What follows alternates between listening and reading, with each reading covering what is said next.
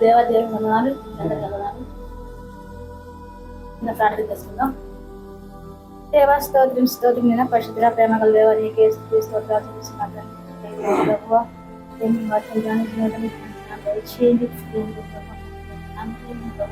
మీరు మాట్లాడమని పెడుతున్నారు. ఇలా మాట్లాడమని ప్రతి మాట ప్రభువా ప్రతి ఒక్కరు అర్థం వేలా సహాయం దయచేయమని నా ప్రియ ప్రభుని యేసుక్రీస్తు వారి అధ్యక్ష నామంలో ఘనమైన నామంలో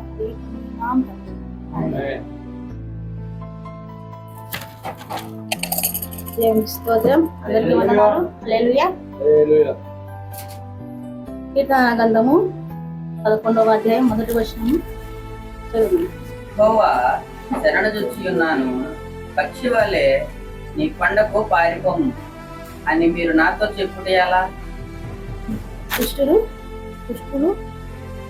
దుష్టులు విల్లెక్కు పెట్టి ఉన్నారు, చీకటిలో యథార్థ హృదయాల మీద వేయుటకై తమ బాణములు నారి యందు సందర్శించి ఉన్నారు. దేవుని స్తోత్రం. హల్లెలూయా. ఇక్కడ యెహోవా దేవుడు ఇలా చెప్తాడు, యెహోవా నీ శరణుజొచ్చి ఉన్నాను. ఎలా అంటే మనము ఆయనకు మొరపెట్టాలి. ఫస్ట్ ఆఫ్ ఆల్ ఆయనకు మనం మొరపెడితే ఆయన మనకు సమకూరుస్తాడు. కాబట్టి ఆయనకు మనము శరణుజొచ్చి ఉన్నామంటే మనం ఆయనకు మొరపెట్టడం అన్నమాట. కాబట్టి అక్కడ యెహోవా నేను శరణుజొచ్చి ఉన్నాను, పక్షుల వలె నీ కొండకు పారిపోము అని మీరు నాతో చెప్పుట ఎలా? దుష్టులు విల్లెక్కు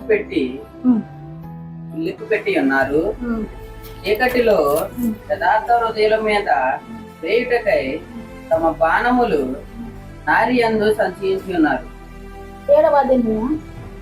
యెహోవా నీతిమంతుడు, ఆయన నీతిని ప్రేమించువాడు, యథార్థవంతులు ఆయన ముఖ దర్శనమున చేసేది. యెహోవా అంట నీతిమంతులను ప్రేమిస్తున్నాడంట.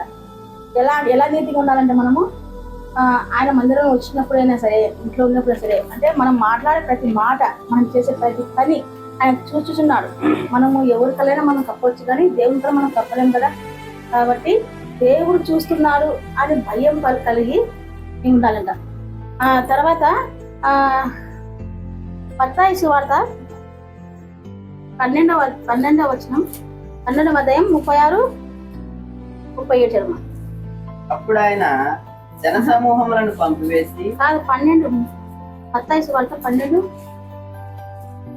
నేను మీతో చెప్పినది ఏమనగా, మనుషులు పలుకు వ్యర్థమైన ప్రతి మాటను గూర్చి విమర్శన దినమున లెక్క చెప్పవలసి ఉండును. నీ మాటలను బట్టి నీతిమంతుడవని తీర్పునందుదువు, నీ మాటలను బట్టి అపరాధివని తీర్పునందుదు. ఏమంటున్నాడు ఇక్కడ? నేను మీతో చెప్పినేమనగా మనుషులను వ్యర్థమైన మాటలు, వ్యర్థంగా అంటే మనం మాట్లాడే ప్రతి మాట గురించి వ్యర్థంగా లోకం మాటలు మాట్లాడతాం, కానీ దేవుని గురించి ఏం మాట్లాడుకోం కదా. కాబట్టి వ్యర్థమైన మాటలు ఇక్కడ మాట్లాడుతున్నారు. కాబట్టి మనం నీతిగా ఉండాలి, నీతిమంతులుగా మాట్లాడాలి. ఏం మాట్లాడే ఎందుకంటే మనం మాట్లాడుతున్నాం. మనం క్రైస్తవ బిడ్డలు అంటే మనను చాలా మంది పోల్చుకు చూస్తుంటారు. అంటే వీళ్ళు దేవుని బిడ్డలు కదా, వీళ్ళు ఏం మాట్లాడుతున్నారు, వీళ్ళు వ్యర్థంగా మాట్లాడుతున్నారా, లేదా వీళ్ళు లోకం తిరిగి మాట్లాడుతున్నారు అని చెప్పి వాళ్ళు చూస్తుంటారు అన్నమాట. కాబట్టి మనము ఏ విషయమైనా మన నోటి నుంచి వస్తుందంటే అది దేవుడు ఫస్టే మన నోటిని 4 ఉన్నప్పుడే దానికి తెలుసంట మనం ఏం మాట్లాడతామో. కాబట్టి వ్యర్థంగా మనం మాట్లాడకూడదు. వ్యర్థంగా మాట్లాడే మాటలు అవి వ్యర్థంగా వచ్చేది.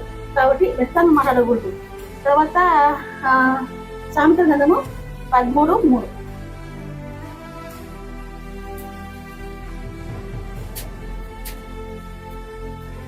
తన నోరు కాచుకున్నవాడు తను కాపాడుకును, కొనక మాట్లాడువాడు తనకు నాశనం తెచ్చుకోను.